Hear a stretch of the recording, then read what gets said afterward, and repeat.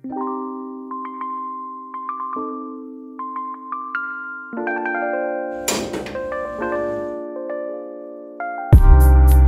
sa pagsilay, abot hanggang hukay. Tanagnaw hanggang bukas, ang lunas ay tunay para sa matitibay. Taguan sa pagsilay, abot hanggang hukay. Tanagnaw hanggang bukas, ang lunas ay tunay para sa matitibay. Di ko inaasahan na ganito kalala, mga bagay-bagay sa likod ng paggawa. Ano ba ang sadya? Ano ba ang tanda?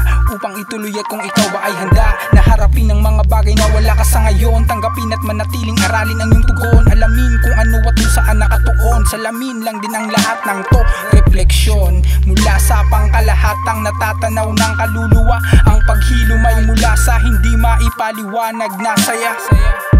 Nasa linya ang lahat ng to, wala nang ibang paliwanag pa. Nakalinya ka nawa para alam mo kung saan ka pupunta. Taguan sa pagsilay, abot hanggang hukay.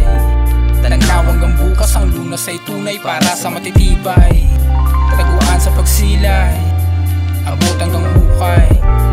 Tanagnaw hanggang bukas, ang lunas ay tunay para sa matitibay. Sakali mang magkataon, sumang-ayon man ang panahon. Maluluha ba ako o tatalon kapag umulan ng biyaya sa balon? Minsan ang sarili ko'y tinatanong, sa hangin ko ibinulong. Nagbabakasakali lamang sa ngayon, balang araw ang wala ay magkaroon. Naging matibay dulot ng ambon, nilamig kaya isinalin sa pugon.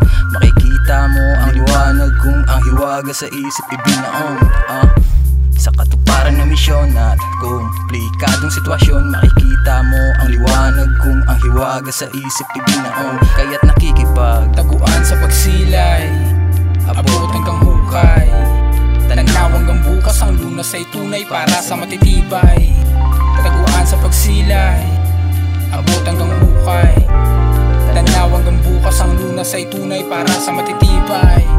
Taguan sa pagsilay, abot hanggang hukay. Tanagnaw hanggang bukas, ang lunas ay tunay para sa matitibay. Taguan sa pagsilay, abot hanggang hukay. Tanagnaw hanggang bukas, ang lunas ay tunay para sa matitibay.